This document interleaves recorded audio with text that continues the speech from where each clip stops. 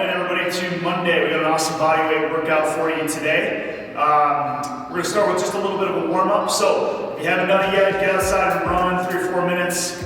Just constant movement here, or do step-ups or something like that for a few minutes. Get your blood flowing. We're going to start with a wide stance. And we're going to start with some walkouts. So you're just going to reach down in the middle, touch the floor, walk your hands out, and then slowly walk them back in, pressing your heels towards the ground. We're going to do 5 of these. You can add a push-up at the bottom if you like.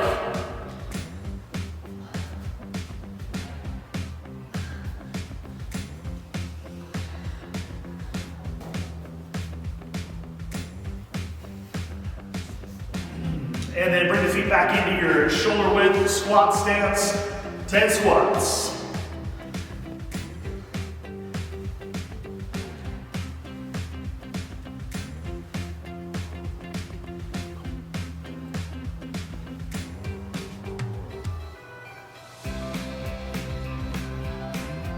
Hold that bottom position. Sumo stretch here.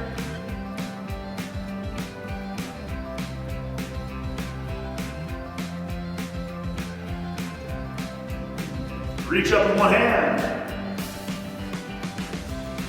And switch sides.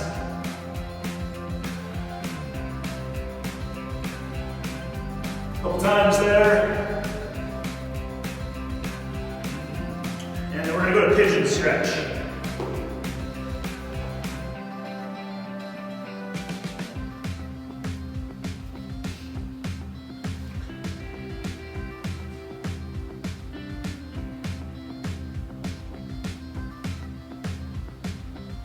Holding for 20 or 30 seconds, and then we're going to switch by pressing back, and then swing the other leg in.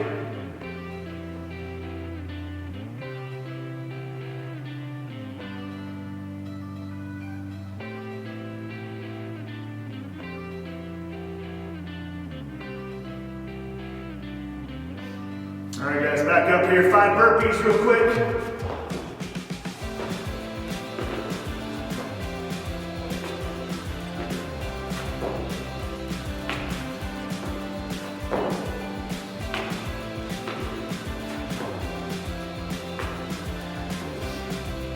And we're going to call that good for our warm-up, keeping it quick today. Just body weight stuff, we don't need to do too much today. So all you're really going to need for this workout is a bench or a step or a box or something, or a cooler works pretty well too.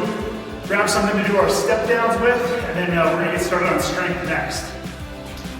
All right, we're back, you guys, for strength today. We've got a lower body complex, 2 exercises in there. The first one is a Cossack squat. We've done these in the past. A lot of mobility and stability required in these, so be careful as you start warming up to it. We're going to do a wide stance here.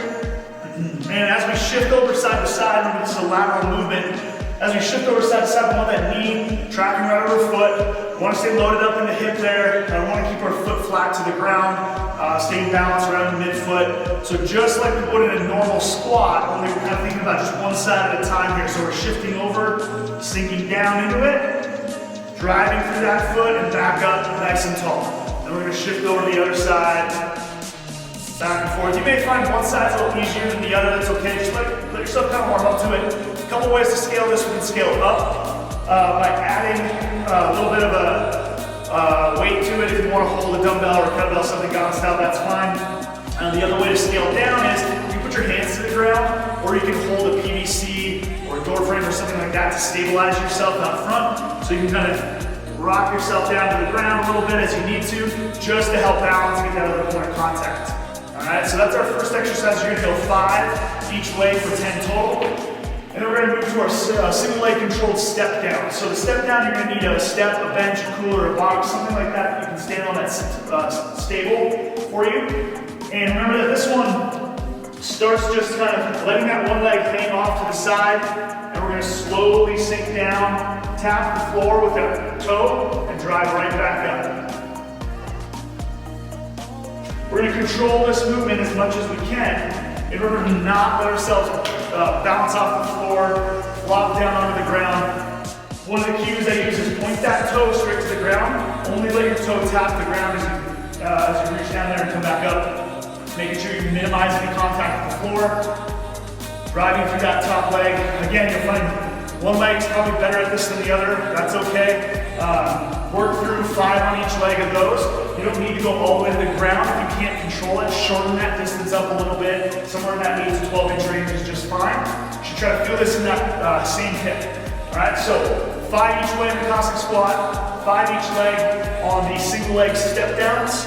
And then we're gonna move on, after 4 rounds, we're gonna move on to our conditioning portion for today. All right, 4 rounds, go ahead and kick that down. All right, we're back for conditioning now. We got a great one for you today. 400-meter run, 30 total jumping lunges, 20 total half burpees. Rest 1 minute, 3 rounds for time. This is a tough one. Gonna be breathing hard right off the bat. Jumping lunges are a burner for the legs, and same with those half burpees. So let's run through the movements, and we'll talk a little bit about strategy and get through it. So 400-meter run, like I said, if you don't have an exact 400 meters marked out, no problem. Go out for about 1 minute, turn around and come back. That 1 minute run out should be about a pretty brisk pace, so we should be able to get that 400-meter run done in 2 minutes or less.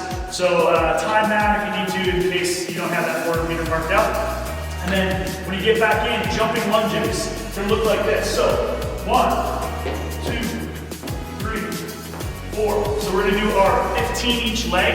If you don't have jumping lunges or the legs aren't feeling it, you feel like you're just kind of slamming your knee into the ground, try to shorten that distance up a little bit. Or just go to a body weight lunge. All right, 30 total reps there. Then we're gonna move on to our half burpees. Half burpee is basically a burpee with no push-up. So, hands down, you just jump to that tall plank and then jump back up. 20 of those, and then we're gonna rest 1 minute, all right? When you guys get back into that run, try to get right into your jumping lunges. Try to set a steady pace on those half burpees. Get through, remember that your minute of rest is built in there. We're gonna try to utilize that and that only, so working steadily through that stuff. And getting yourself to that rest. 3 rounds today, should be a good one. Have fun with that, we'll come back and stretch out. All right, nice to know you guys are back. Just to cool down, we're gonna just mostly focus on the legs today. That was a leg intensive workout, so a little lower body stuff there. First one's gonna be couch stretch or Samson stretch. They both kind of work the same area, so either one of those is fine. If you don't have a place to put your leg up for couch stretch, I can use the bench here, but I'm just gonna do Samson.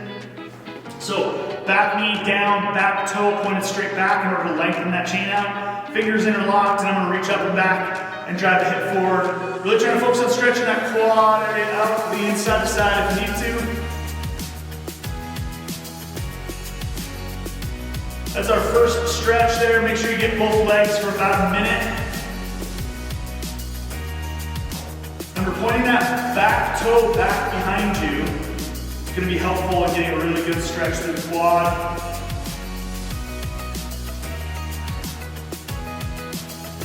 And then we're going to do our pigeon stretch. We did this in the warm-up as well, but kind of working through that hip.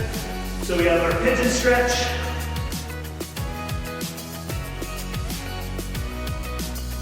Again, about a minute on each side. We're good with these. We should be spending 5 to 6 minutes cooling down, stretching, working on recovery stuff each day here. Make sure you get both legs.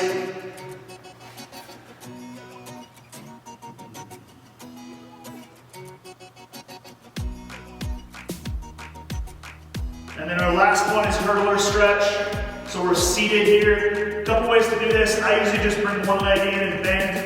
Get that foot up against the thigh, and then leaning forward into that hamstring stretch.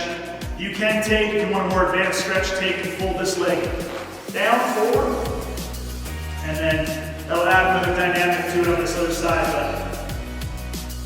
But again, both legs, give or take a minute. That's gonna do it for today. Finish your stretches up. We'll see you tomorrow.